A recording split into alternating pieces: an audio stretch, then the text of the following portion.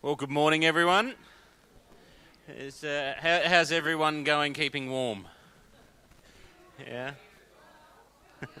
I reckon we can get that door closed. We can lock the heat in here because the moment that front door is open, whoosh, out goes the hot air. I was thinking about, I was having a conversation with Jeff last week as he led the service last week, and he was saying, when you're leading the service, you got to have some way to start it off. And part of me was going, why? And another part of me was going, we always start the same way of going, welcome. Well, why would you welcome people to your own home? Well, when my wife comes home from being out, I don't say welcome. I say, thank you for coming home. So I'm going to say this morning to you, thank you for being here. I'm going to say thank you for coming this morning to join with myself, with the singers, with those of us who have come here to serve you this morning as we have all come to remember Christ. This is our home together. We're a family together. You're not guests. This is your place where you come and you join with brothers and sisters. This is your home where we come to worship our Saviour. I don't want to welcome you. I want to thank you for being here. And I want you to feel that gratitude and to know that from the bottom of our hearts we should be looking across the room at each other. That's why we're set up like this and saying, I'm so thankful to see you across there. I'm so thankful to see you across here, because in a while we're going to share in this meal where we remember what has brought us together this morning. The sacrifice of our God and our Saviour, Jesus Christ. So why don't I open up our service with a word of prayer, and then we're going to stand and sing, Come, Now is the Time to Worship. Let's pray together. Our Father and our God, we thank you that you've brought us together this morning. We thank you that you've made us a family. You've made us your children. You've bought us with the blood of your Son. And this morning we come to turn our voices to you. We ask that our hearts and our minds would be switched on to what we're singing, to what we're fellowshipping around, that we might have the correct heart set that reminds us constantly of what a blessing it is to know our God and for him to know us. Lord, we just ask that this morning everything that we say and do would glorify you, as our hearts are full of gratitude and joy because of what you've done for us. May our worship be sincere. May our thoughts be pure, and may our speech be seasoned with salt and full of grace. Help us this morning to be the people of God in everything that we say and do. In Jesus' name we pray. Amen. Let's stand and sing, Come, Now is the Time to Worship.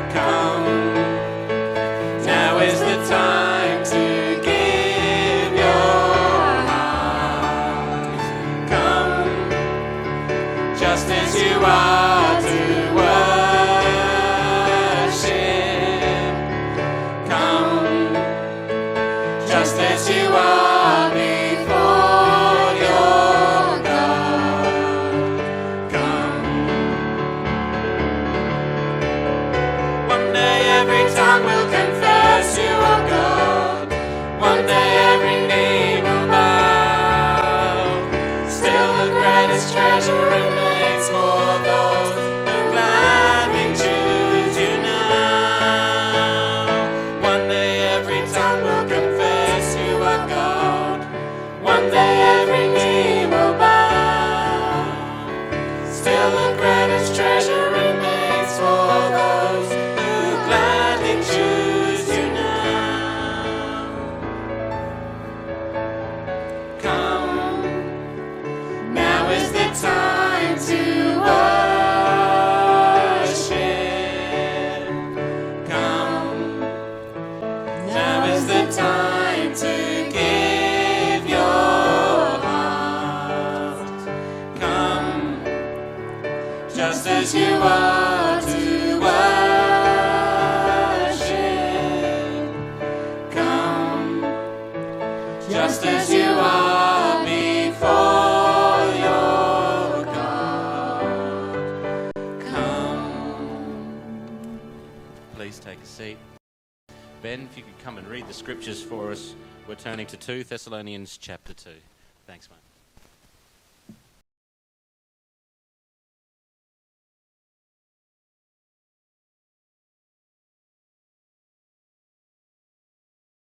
Two Thessalonians chapter 2 verse 13 to chapter 3 verse 5, and I'm reading from the ESV version.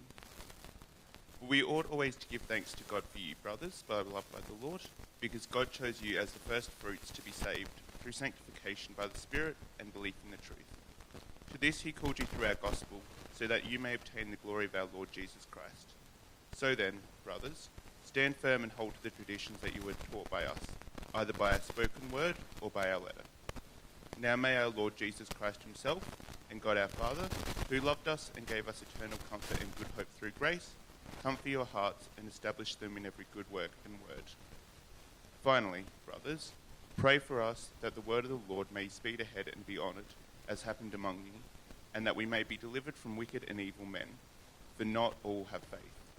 But the Lord is faithful. He will establish you and guard you against the evil one. And we have confidence in the Lord about you, that you are doing and will do the things that we command. May the Lord direct your hearts to the love of God and to the steadfastness of Christ. I love verse 3 of chapter 3.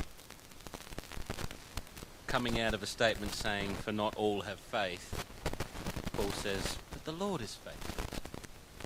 He will establish you and guard you against the evil one. How much do we rest on his guarding and his establishment of us in our lives? It's a tremendous thing to come to that place where we realise the faithfulness of our God. And in a moment we're going to be joining in prayer as we send Jon and Bek off to South Africa this week. And they're going to be experiencing the faithfulness of their God. Whether the situations are positive or negative, God will still be faithful. And in light of that, we're going to sing this song, O Church Arise, and put your armour on. In sending Bek and Jon, we're not sending them and saying, hi, see you in a month. We're sending them with the idea of joining with them. This song is about calling us all to put our armour on and to link shields with them. Yes, they're going, but in spirit we're going with them. And so as we stand and sing this song, as it points us again to the cross and to what Christ has done for us, letting that be the foundation for everything that we do, we can encourage each other and encourage Jon and Bek as they go to minister and share the gospel with people they've never met before, let alone a country they've never been to before. So let's stand and sing and worship our God, recognising his place before we send Jon and Bek off this morning.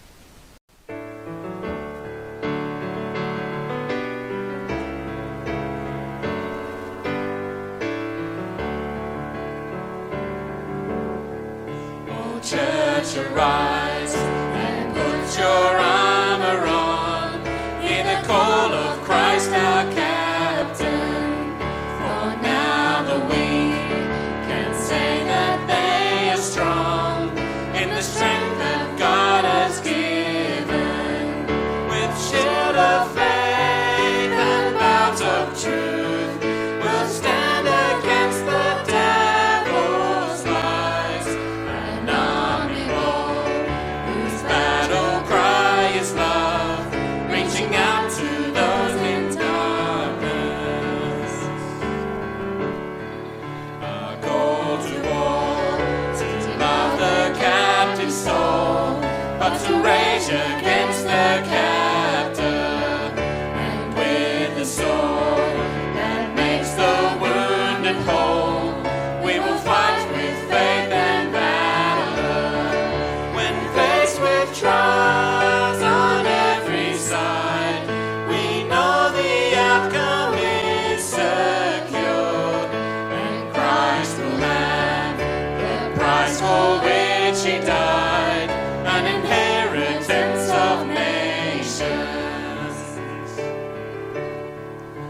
see the cross, where love and mercy meet, as the Son of God is stricken.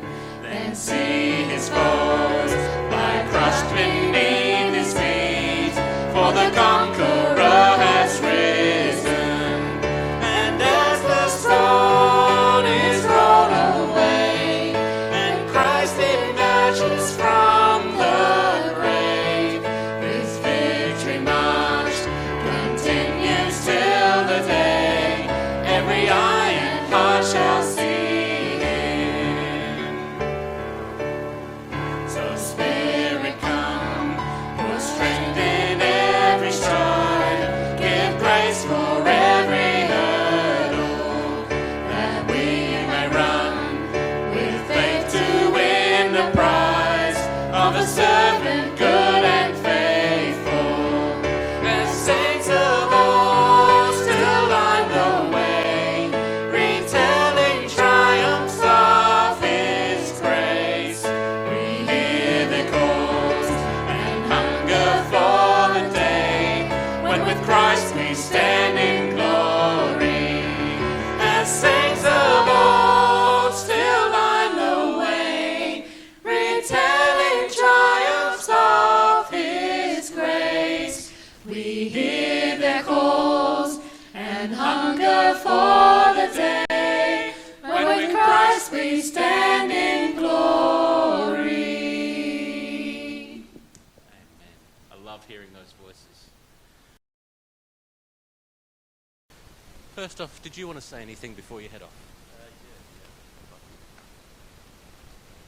So up the back, Marcy has prepared some of the prayer notes. Basically, the team have outlined kind of what the plan is, but things change. Things will probably chop and change, and you should see some of that in our updates that should be getting to you guys. But basically, this is the rough outline of what's going to be going on.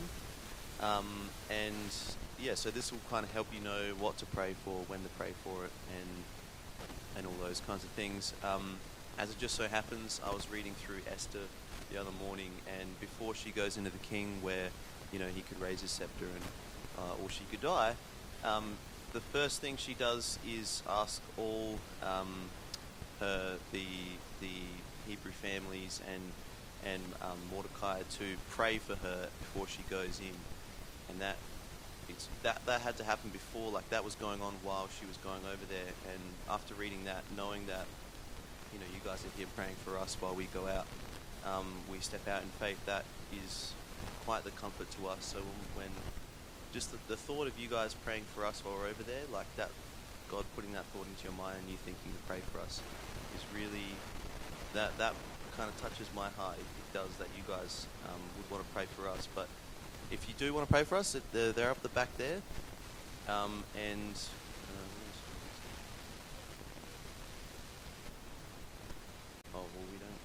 We basically, in the orientation weekend, it sounded like what we'll be doing is kind of a bit of a surprise to them as well as us. So I could be in the prisons the whole time, Bek could be in with the kids almost the whole time, and then within the prisons the last bit. That sounds like the most likely scenario. But we're not 100% sure on exactly what's going to happen, so you should receive some updates and you'll hear about that. I've got a question. Do you have internet access when you're over there? So if some of us wanted to send you an encouraging message on Facebook Messenger, you'd get that? We're on for that, because I'm thinking, I want to say hello while you're there. So take the opportunity, if you can, to do that. As a church, we're incredibly thankful that you put your foot forward to do this. We've watched the journey that you've been going on together. We've heard a bit about that. Now you've got something to say, have you? When I'm ready. And so it's our absolute pleasure and joy to join with you as you go. After Harry's got his microphone on his ear, so if he turns that on, it's on. So if you want to say something before we pray, you're welcome.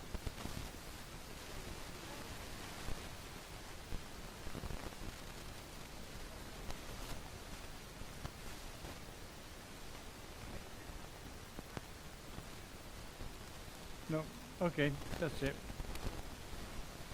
Colorblind. I think it's always good when somebody goes out like this that we get behind them. I'm not standing up there this morning because I'm not doing too well. But if anybody wants to come and stand at the front and lay hands on them with these people as they set off, then now is your opportunity to come and do it before James prays. We want to show you that we are sending you out as a body and we're behind you. So if there's anybody who wants to join James, you just come out. And if you could maybe just come forward a little bit. You guys go stand.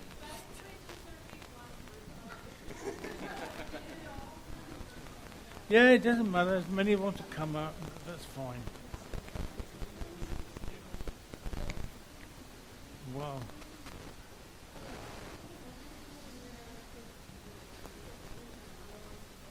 Right, Jim, you pray, James. You pray. No, you just pray. Why don't we just give thanks and pray as we send Jon and Bek. Our Lord and our Father, we thank you so much for the joy that we have to participate and join with Jon and Bek as they take this step of faith in going over to South Africa and sharing your word. Lord, we ask for strength and peace in their hearts and minds as they step into unknown territories, not knowing what they're going to encounter, and from what we've been told this morning, not even entirely sure what the plan is. But Lord, we just thank you that you know everything that's going to be taking place. You already know what's going to be happening. And Lord, we can rest knowing that your will be done in all that transpires. Lord, for us as a church, we thank you that you've given us this tremendous privilege of joining with Jon and Bek in this venture. Help us to be thinking of them regularly and turning them to yourself in prayer. Help us to remember them and reach out to them by any chance we can to encourage them as they go through whatever experiences they're going to go through. Lord, there's going to be some tremendous days of blessing, but there might be some hardships along the way and some confronting scenes that they may encounter. Lord, may your glory shine through it all. May Jon and Bek's heart be in that place where everything that they say and do glorifies your Son and edifies him as King, lifts him up, so that the people that they're serving would see the majesty of God. May hearts be turned to yourself, Lord. Build your kingdom through their work, we pray. And as a church, we come behind them and we give them over to you this morning for the next month as they seek to serve you in whatever area you would have them go.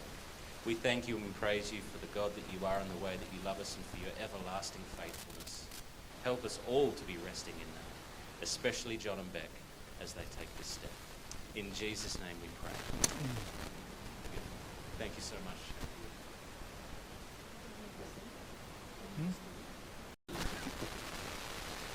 No, it's a very, very exciting thing to be a part of. And we look forward to the stories that we're going to hear when you come back. Don't tell us all at once, because in August we've got a month set aside for a missions month. And one of those Sundays is going to be set aside for Jon and Bek to share with us their entire journey of what they've been through in South Africa. On that note, make sure you've got August set aside as a month you don't want to miss a Sunday on, because we have guest speakers coming. We have a special event planned for a Sunday night. I will announce it now. We've been able to secure Ben Price to come and speak to us one of the Sunday nights on August the 13th. So we've been inviting some churches, some local churches around us to come and join us for August the 13th to come and do that. So we're going to be having that in the midst of our missions month. And Jon and Bek are going to feature. I think that's the same morning, isn't it, the 13th? So the same morning that you hear Jon and Bek, that evening, we're hoping you'll come back and hear Ben Price at his comedy, but also hear him speak on what it's like to be in the public eye and be evangelising for Christ in that setting. So that's what he's going to be speaking of. We're going to turn our hearts to the table, and everything is in theme, is in flow, as we sing the Servant King, as we recognise the template that we're following, the example that we're following in Jesus. The one we call King came to serve. And as Jon and Bek are going to represent that King, they are also going to serve. And we join with them in that. And as we come to the table to remember the King that served us by giving his life, we worship him and praise him for his tremendous sacrifice for us. Let's stand and sing together the Servant King.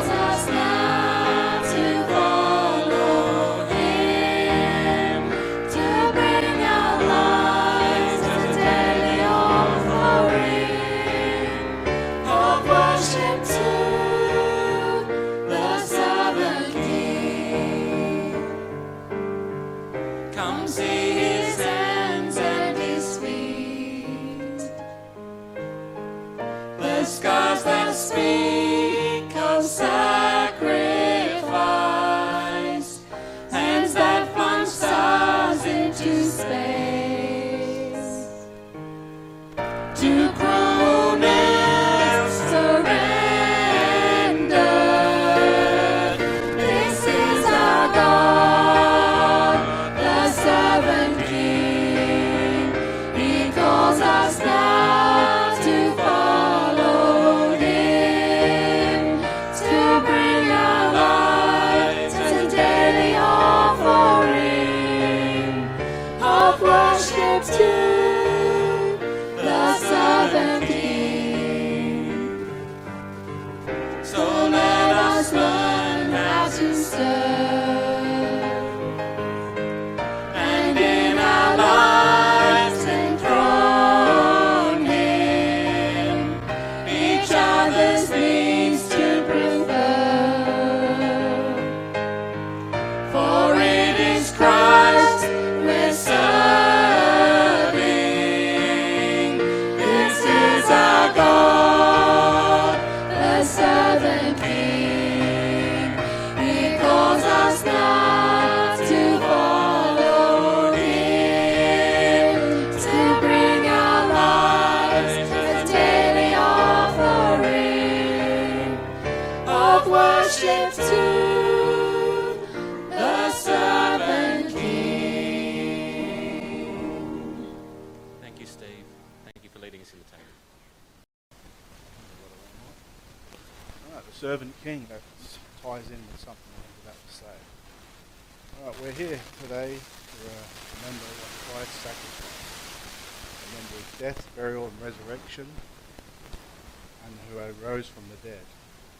Along with God's promise, for God who cannot lie, in Romans chapter 10 verse 13, for everyone who calls on the name of the Lord shall be saved. But why was Jesus crucified?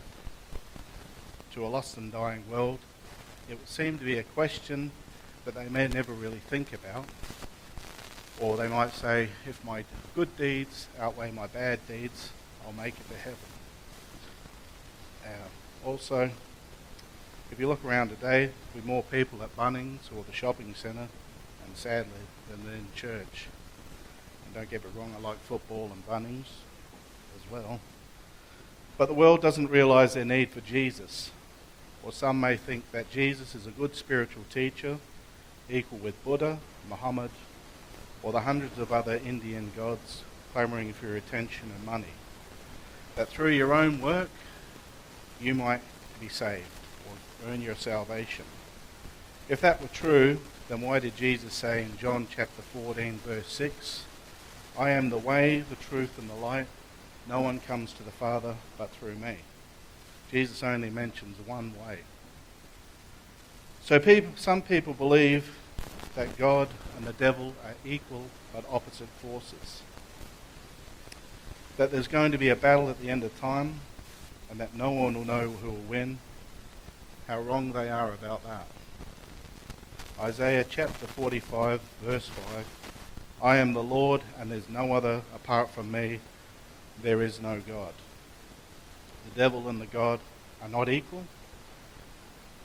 And listening to a preacher who's gone now, Chuck Smith, and I'm paraphrasing here, he says that the devil might be equal with the Archangel Michael, but way beneath God, Jesus and the Holy Spirit. Either way, he's a defeated enemy. And in 1 Corinthians chapter 2 verse 8, none of the rulers of this age understood, for if they had, they would not have crucified our Lord. And I'm reading a quote from our daily verse, Knowing Jesus. Paul points out that no one of the many spiritual principalities, powers or demons, rulers of the age, would have empowered and emboldened the religious leaders to kill Christ if they had known that the great eternal victory that his death would have over the spiritual natural realm. It was Jesus' sacrifice, death, and the glorious resurrection by which Jesus defeated sin, Satan, death, hell, forever. Right, But again, why did Jesus have to die? And why do I personally need Jesus? Well, Romans chapter 8, verse 23. For the wages of sin is death, but the gift of God is eternal life in Christ Jesus our Lord. Romans chapter 3, verse 23.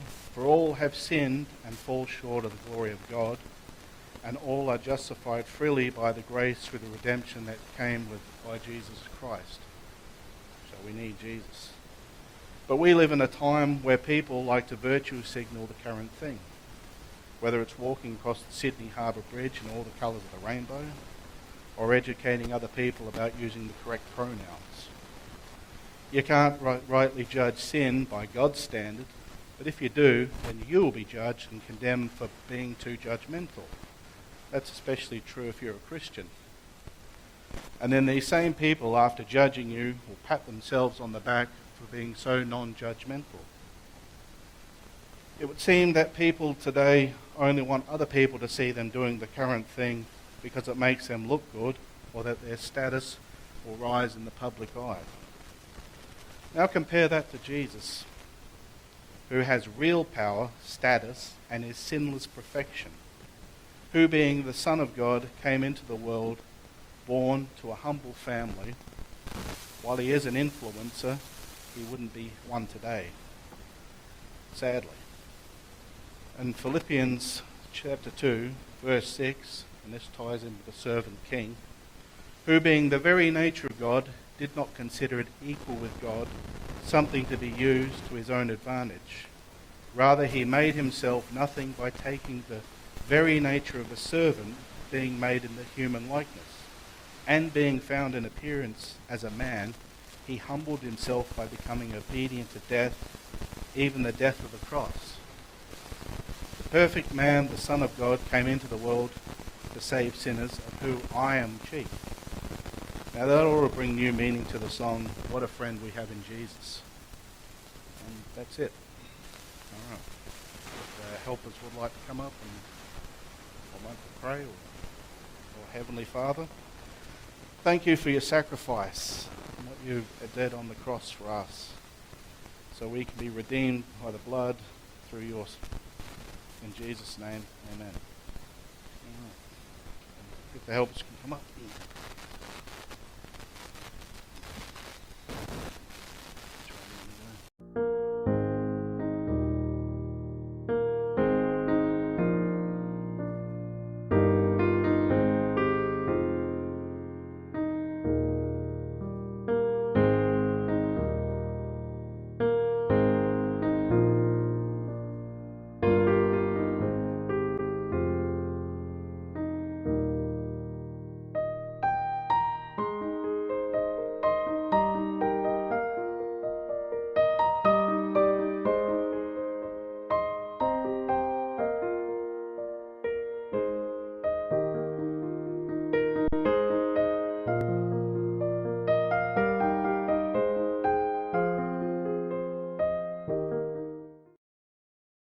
Why don't I while the offering bags are being taken up, we can give thanks for it while that's happening. Let's just pray. Our Father and our God, we thank you for the time we've been able to spend this morning focusing on Christ and his sacrifice and our response to that. This is just one of those things, Lord. We are responding to your sacrifice by giving something of what you've given us back to you. So use what's been given this morning, we pray, Lord, for your glory, to spread your word throughout this area, Lord, for us to be a beacon of light and hope to this community around us. We thank you for the opportunity to participate and partner with you in this way. In Jesus' name we pray.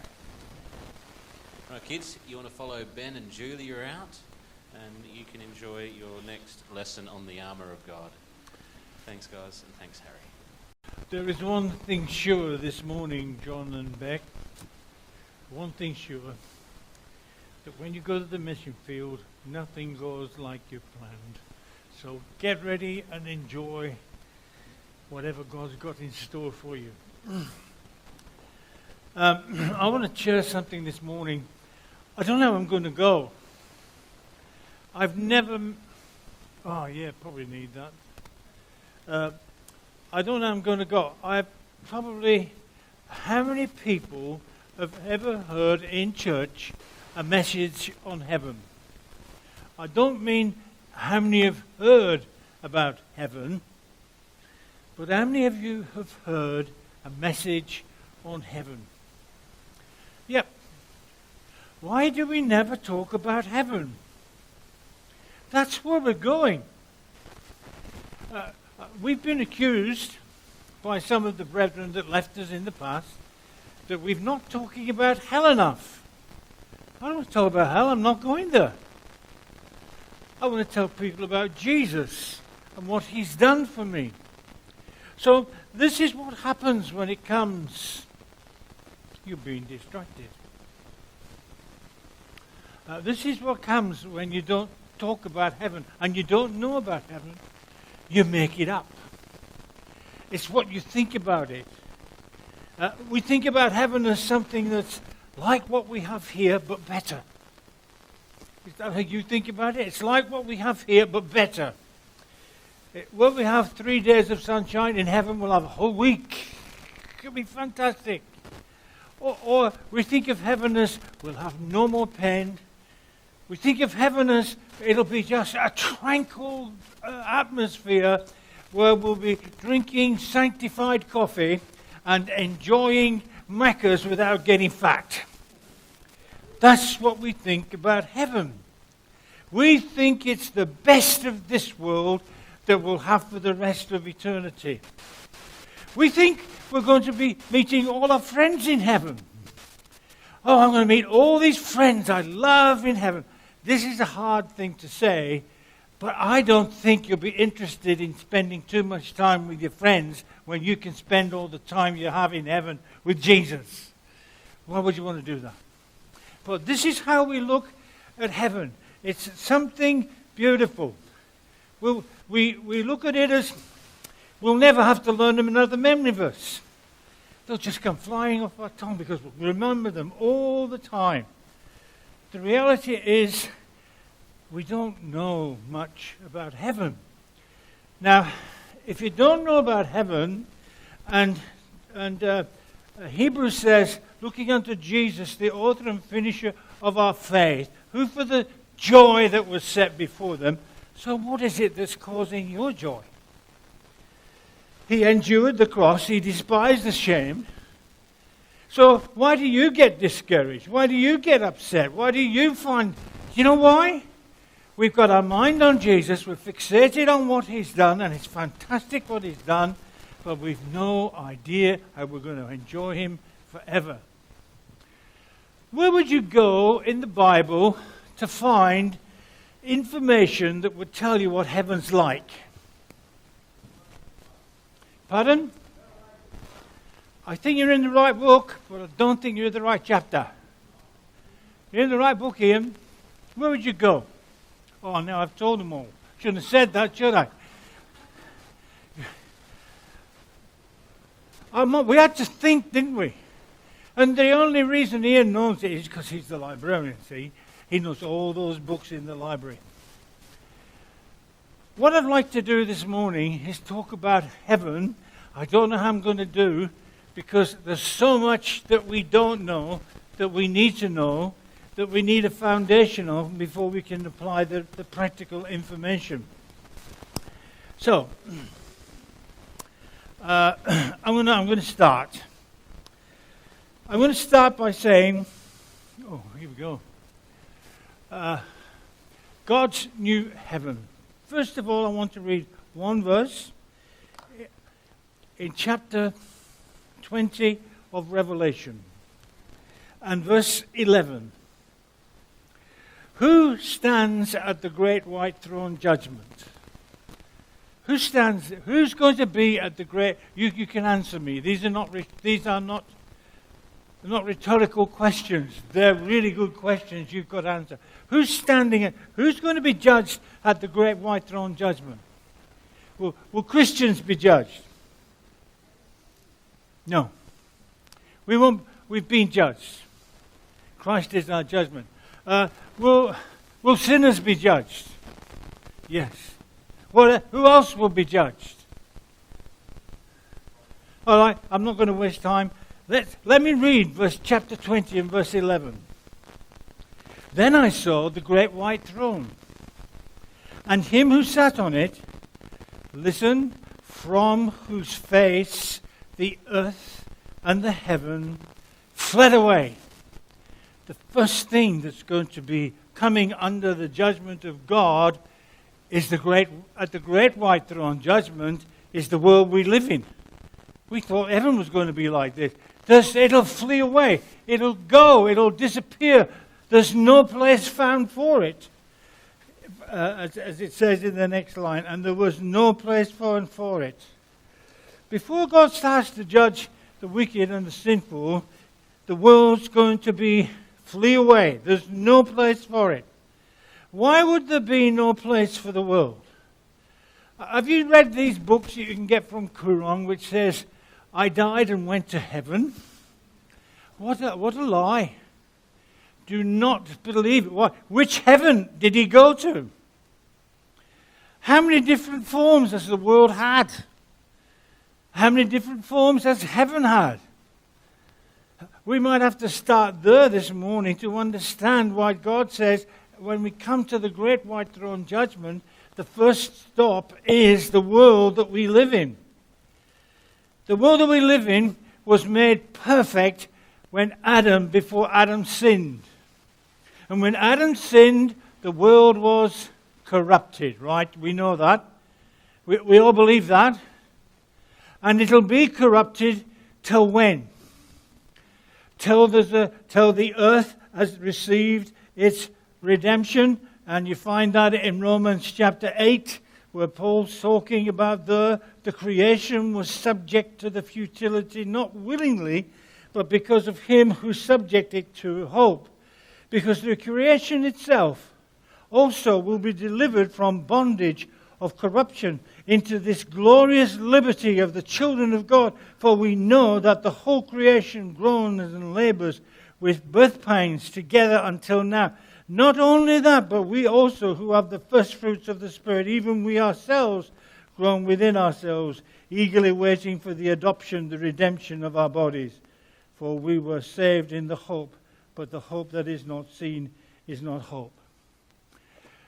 The world's waiting for its redemption, and it will be redeemed. Can I ask, when will the world be redeemed? It'll be redeemed when Christ comes again, and it receives its adoption, and it's when the sons of God are glorified, and we've come to that place. It'll be redeemed and restored, and we call it the millennial kingdom. And the millennial kingdom will be the redeemed. What Adam lost through corruption, God will restore through redemption. So why is God saying in Revelation that the first thing to disappear will be this old earth? Because there's one thing happens to this earth after its redemption. There's one situation that it goes through. And that situation is after the 1,000-year reign of Christ, where he will restore and be king through his rod of iron. What will happen is the Satan, who has been bound for 1,000 years, will be loose. Right, got him? And he'll go around, and he'll want to deceive the nations, and many of the nations would follow. If Satan's loosed at the end of the 1,000-year reign, and people who've been under Christ's rule of righteousness are corrupted through the fertility of their own frustration of their own mind, then what happens to the world? Is it still righteous? No. Is it still glorious? No. Is it fit for the king to live forever and ever and be the place of heaven and earth? No. So the writer to Revelation said, this is what happens first. The world which Adam corrupted and Christ redeemed and Satan will destroy because of his influence even after these people. Can you imagine seeing Jesus face to face? Can you imagine being with the body of Christ, the resurrected believers, and being subject to Satan and listening to his lies and then following him That's a corrupt world. That corrupt world is not the world that's going to be in heaven. It's destroyed.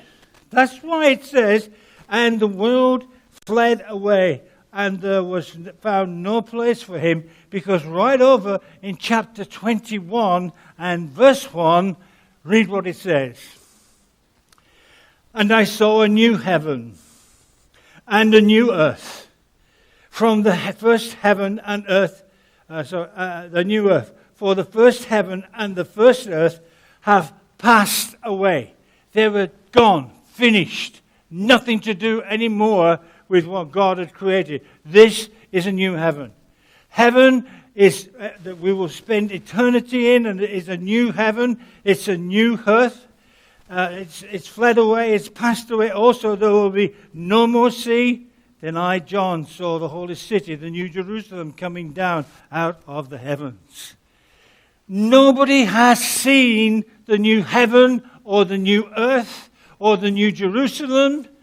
Nobody has experienced it. Nobody has been there, because it has not come down yet, and it will not be manifest until after the old world has been judged and it's fled away from God, and there was no place found for it.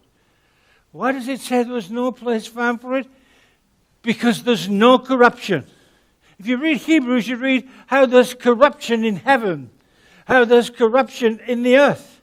And in the eternity and the new heaven and the new earth, there is no corruption. It is completely new. You haven't seen it. I haven't seen it. None of us have seen it. We can only imagine it and read what we've found in the Word of God. That's exciting. It's like 59 million years of Christmases all in one go. It's wrapping paper that's so thick you can't. It's just so exciting. And we sit here as sinners saved by grace. And we're not excited about it because we're thinking, some more of the same. I know what it's about. So what I'd like to do first of all is look at God's new world. What is it like? How do we know what it's like? In chapters 21, 1 to 7, we have a tremendous description of it. Let me just read it. The first thing is, it's a new world, and it's so new, there is no sea. Why did he pick on the sea? Does anybody have that? It's so new, there's no sea. Imagine if you love fishing and you get to heaven and there's no sea. You'll have a disappointment. Oh, imagine if you like going to the beach. There's no beach, there's no sea. Why does it say there's no sea? Because we don't need the sea to make the world run. The tides, the moon, the gravity, and all the world system revolve around the movement of the world and the planets and all those things. What John is saying is, this is a world that's not moving. This new world, there's no place for the sea. There's no place for it to take over and make it run, because God's going to run this new world. It's God who's going to administer it. It's a new world that's administered by God and not by the principles that God has established for it to run. So there's no earth. There's no sea. Then he said, and I, John, I saw the holy city, the new Jerusalem, coming down from heaven. He sees the new city coming from heaven, prepared as a bride. It doesn't say as a bride, it says prepared as a bride. Have I got this on? No. There's a new city coming down. It's prepared as a bride for her husband. And I heard a loud voice from heaven saying, behold, the tabernacle of God is with men, and he will dwell with them, and they shall be his people. And God himself will be their God. What does it mean? And there's a tabernacle. What's another word for tabernacle that you have in your Bible? Do you have a temple? What do you have? Dwelling place. Good translation. That's what it means. And there is a new dwelling place. There's a new Jerusalem. It's coming down, prepared as a bride, adorned for a husband. And I heard a loud voice in heaven, behold, there's a new tabernacle of God, and it's with men. There's a new place where we are going to dwell. But it now says, and a pronoun, and he will dwell with them. Why does it say he will dwell with them, and then it says there's a new place of dwelling, and he will dwell? Who are we talking about? Anybody. Jesus. We're saying this is a new heaven. Doesn't run on the system of old. And it's all new, and it's coming from heaven. And there's a new dwelling place. There's somewhere where we can dwell. And that dwelling place is with Jesus. He is tabernacle. That's one of the expressions that's used of Christ. He tabernacled with men. And he's there. And behold, God is with men, and he will dwell with them, and they shall be his people, and he will be with them and their God. And God will wipe away all the tears. What we have said so far is this is the new world we live in. It's completely new. There's a new city from heaven. It's not from the earth. That Christ is the new tabernacle that we dwell with, that we live with. There's no corruption or feeling of sorrow or bitterness that we take in. He said, and he shall wipe away every tear from the eyes. And there shall be no more death, no more sorrow, no more crying. There shall be no more pain. For the former things have passed away. Then he who sat on the throne said, behold, I make all things new. We sometimes think, when we get to heaven, will I remember all those bad things that happened to me?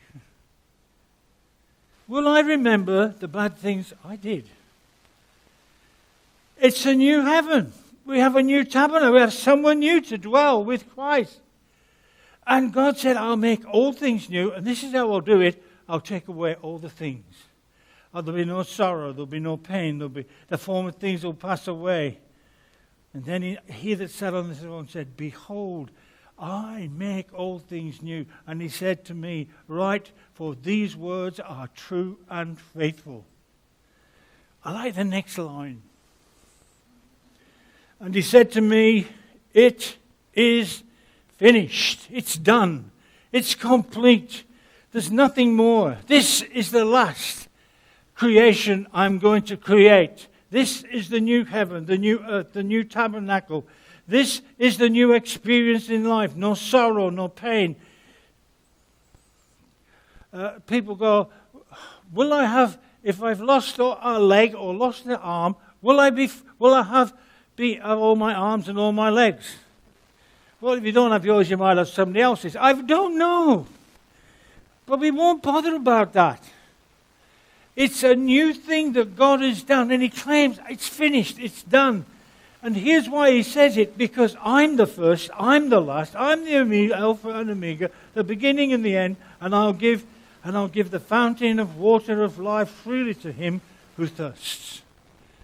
I'll give life, I'll take away the things that have affected you in the past, I'll give you somewhere new, I'll give you a new way of living, a new place to live, a new world that doesn't dwell and rot on the things of the past world. There'll be no such thing as going to bed in heaven and waking up to a storm.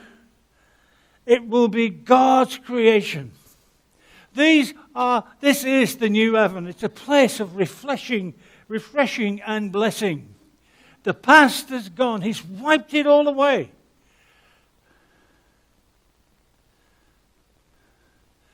The new city.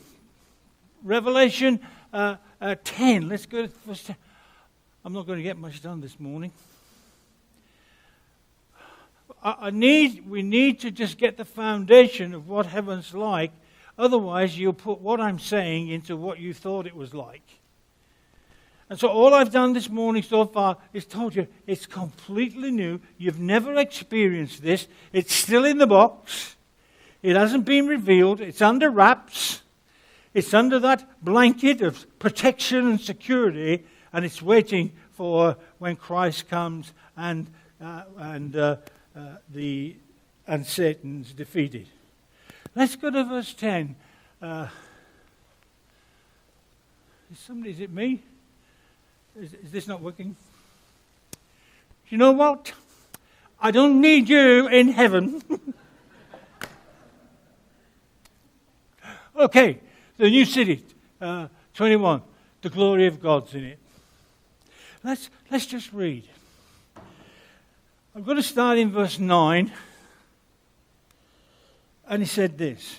And one of the 7 angels who had the 7 bowls filled with the 7 last plagues came to me and talked with me, saying, Come and I'll show you the Lamb's wife. And he carried me away in the Spirit to a great high mountain, and he showed me a great city. We can take the word great out. He showed me the city of the holy Jerusalem, descending from God, having the glory of God. Her light was like the pure precious stones, like the jasper, stones of crystal, clear as crystal. Also she had a great high wall. He's now describing the city of God, what it's like. It's a new city that is run on the glory of God. It's not run on the glory of man or on people who want to make themselves known. Heaven, we look at heaven and go, I'm going to be rewarded there. Do you remember this old chorus? I've got a mansion just over the hilltop. Do you remember that old chorus? That great city. I can't remember the rest of the word. What? And we'll never grow old. You were never meant to grow old in the New Jerusalem, and you won't be given a mansion over the hilltop. We are dwelling with Christ. Why would I want some hut down the back corner of the street when I can live with the tabernacle of God? And we're all going to be living there. We're in this new city. The glory of God's going to be there. It's the light, the precious stones. How do we know heaven's going to be real? Because of the symbolic languages it uses.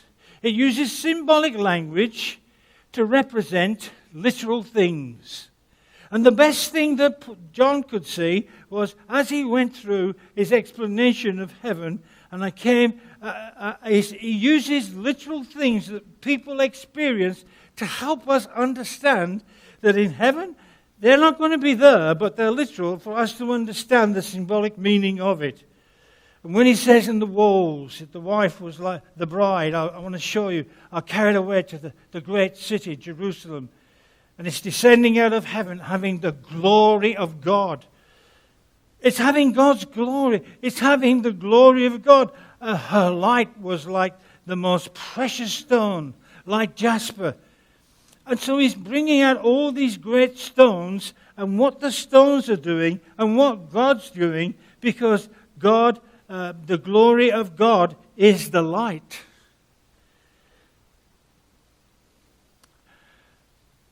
Verse 12. And also she has a great high wall with 12 gates, 12 angels at the gates, 12 names written on them, which are the names of the 12 tribes of Israel. Now we've got this wall. Why have we got a wall in heaven? Is it to keep the prisoners in or the sinners out? No, it's got none of those things. There's a wall. There are 12 gates in that wall. You can't have a gate unless you have a wall. You've got to have a gate. You've got to have a gap. And here's the 12 gates with the 12 tribes of Israel. They're in the wall. Why are they in the wall? Because God's showing you, the 12 gates are showing you, this is the new city. It's going to be full of the children of Israel. And here's the gates, because you just can't walk in. Every tribe will have its gate. Every tribe will have its place to go through. These gates are not for the Gentiles. Why? What are we going to do? Do we stand outside? Do we get a ladder trying to climb over it? No, you can't. Look at the parable. Jesus said, you go through the gate. I am the door. You go through me. No one can get over the wall. So why do we have gates with 12 names? Because that's how they get in. Look at the next bit. And there are 12 angels. The names written on the names of the 12 tribes of Israel. Then there's 3 gates. Did you know that heaven's going to be a cube? Wow, that's something new. I don't believe in the flat earth. I don't believe that. But it says there's 3 gates on this side, 3 gates on that side, 3 gates on the south, 3 gates. They're going to be like they were in the Old Testament, because these walls and these gates are for Israel, and it's for them that this is just made special. Then he says, and the walls of the city had 12 foundations. Oh, we had 12 gates, and now we've got 12 foundations. Look at what the foundations are. And we'll look at the names first. And the names on the 12 are the names of the 12 apostles of the Lamb. So here we are now. We're the foundation. Here's the new city. It's coming down. The walls are, and the doors are for the Jewish nations. They've got the sons of Israel on them. Here we are. We're the foundation. And we've got the 12 names of the apostles on each of the layers, because there's 12 layers in the foundation that we have. Why? Because the foundation is one. The New Jerusalem is one. We have one. And that oneness is seen in, and the brightness of the whole thing is that God's glory will shine through the activities that He's done in the past in the nation of Israel. His glory will shine. It will shine through the 12 apostles that has happened, the things that have happened in the earth. And the 12 in Scripture is the number for human government. It means authority. It means order. And 24 means, if 12 is human, what is 24? Come on, you can guess that. What's 2 12s? Oh, great. So it must have something to do with government. 24 is the number for spiritual government. Here's God. He's making this one city. There's no confusion. There's no bickering. There's no people wanting their own part. He made it specially for the Jews, specially. I was taught when I was a young Christian that the Jews would live on the earth and the Gentiles would be in heaven. That will make us 2 people. No. The Jews will be the wall and the Gentiles will be the foundation. And we'll all be the city of God, and we'll have one God. And from that one God will shine His glory, His light, and will help us in relationship to Him. We've only done 2 things. Are you excited or are you bored? Because you are going to have to be there for the rest of eternity. It's part of for us. And so what He's showing us here are the apostles and the foundation. This is what the new city is like. This is the new heaven and the earth. It's fled away. It's a new Jerusalem. Here's what it's like. It's built to specifications. Then I like the next bit. The city is laid in I'll finish on this one. And its breadth and measure the city, so on. I can't find it. I think I've done 2 pages. Where's the measuring rod? Is that laid in the skid? No, I can't find it. Where is it? 16? 15. Oh, yeah, there you go. Won't need glasses. And in verse 15 he says, and he talked with me. He had a golden reed to measure the city, its gates and its walls. What was he doing that for? Why is there somebody measuring the city, its gates and its walls? He was giving it the tick of approval. Nothing's lost. Everything's there. We haven't really taught what heaven's like yet. We have to find out what it's made of, how it functions, why it's doing these things before we can really enjoy the prospect of going there. One day we're going. We're going to have to finish there. Let's just ask God that He'll help us. And if you've got nothing to do this week, read the rest of it. Read the rest of chapter 22 and just come to the conclusion that what's God... It's bigger than we've thought. It's better than we've ever imagined because it's out of this world. It's all new. And we are part of it. No, I can't start another point. Let's just close in prayer this morning. Our Father, we thank you this morning because of what you've done for us. You've given us salvation. You've made us part of your family.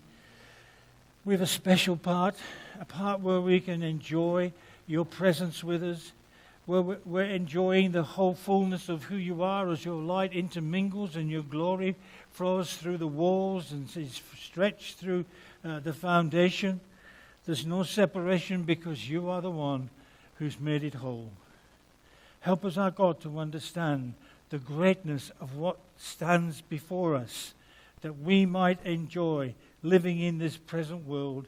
Even though there's difficulties and trials and things upset us, there's nothing like what we've got to come, the new heaven, the new earth, and the new tabernacle which dwells with us.